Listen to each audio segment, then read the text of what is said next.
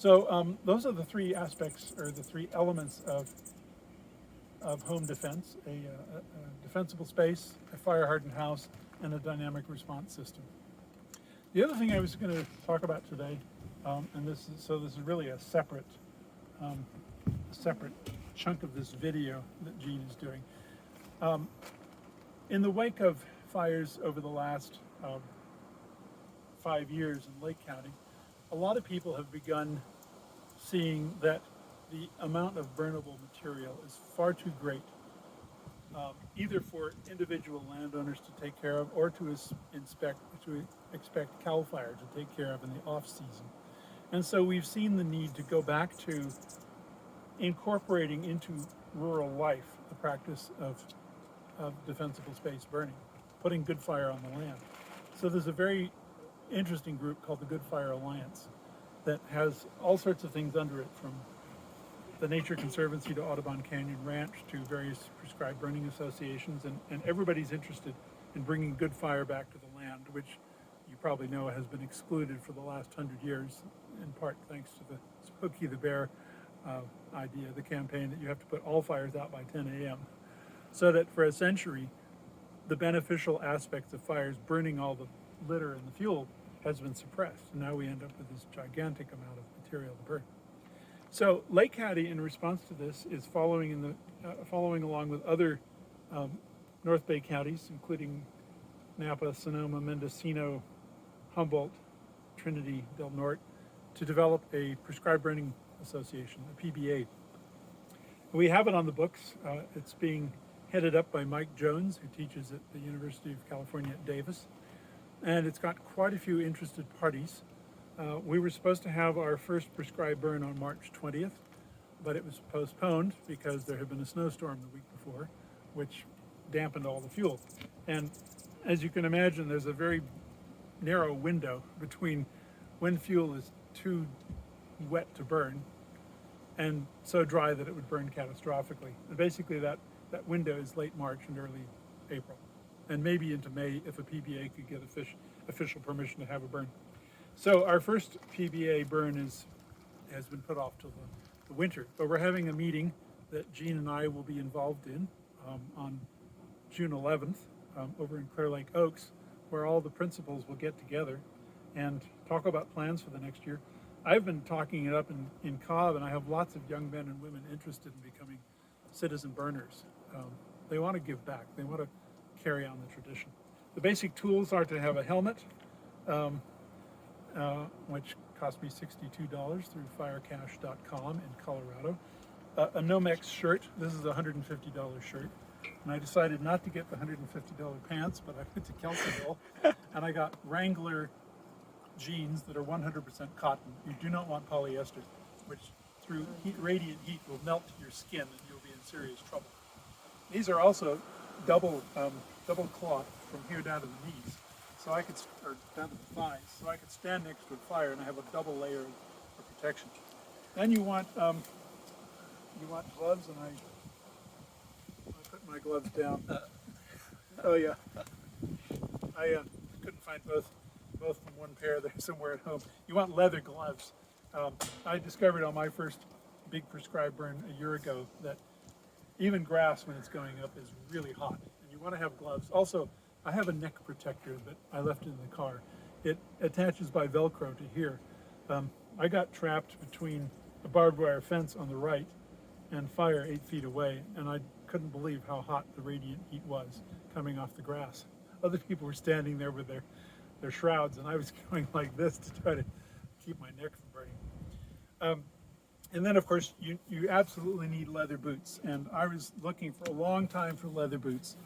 Our fireman's son said, well, why don't you get Hathorns? And I found out those are $550. Various groups online, including firefighters, said, why don't you get Carolinas? You can get them at Campos Casuals in Lakeport for $175. They didn't have my size because I have very wide feet. But eventually I got them, and these are 11 inches, and the reason they want to be tall is so that you don't accidentally step in ash and have the hot coals.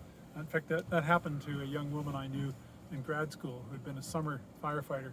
back in 1987, and she'd stepped through a stump, and the coals filled up her boot and took the skin off her entire ankle, and she was in rehab for a long time. So you don't want tennis shoes, you want leather boots. You also don't want steel, because steel-toed boots can heat up without your knowing it, and suddenly your toes are on fire. In addition to the drip torch, our basic tool is the McLeod, and I got this for 59 bucks at Kelseyville Lumber. It's an excellent tool for either for chopping line or for heavy-duty raking.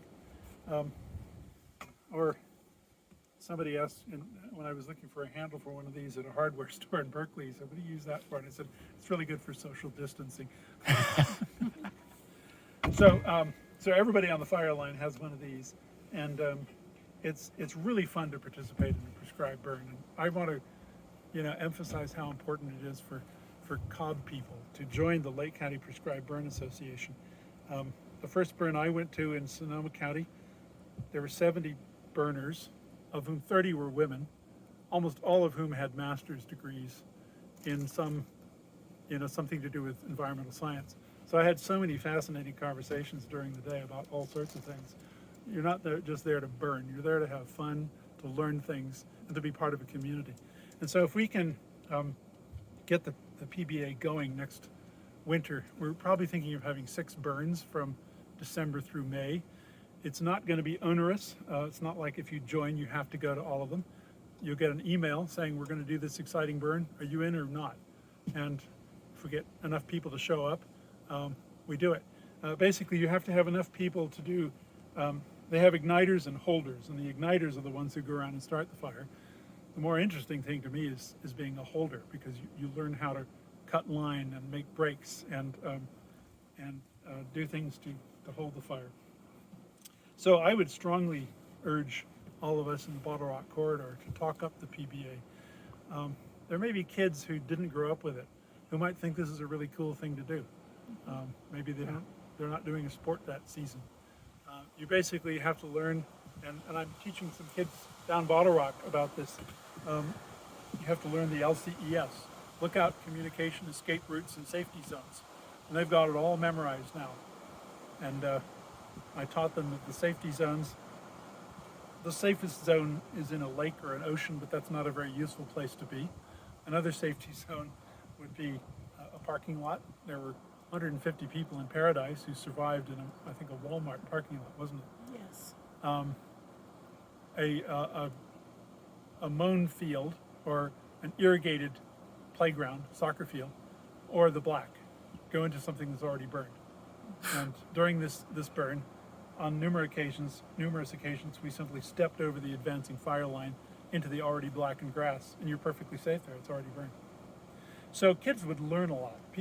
Adults would learn a lot by being part of a PBA. And you begin to feel part of the community in a broader sense, that this is a cooperative thing. So, what we were going to do a 25-acre understory burn on Siegler Canyon Road. And so Roberta, if you were part of this, and I don't think there's a minimum size, but you might say, I'd like 10 people to help me do a burn of the leaves. And we'll probably try to arrange that. Okay. So, it's all optional. There are no obligations. A lot of opportunity for a cooperative work and sharing and just having a great time.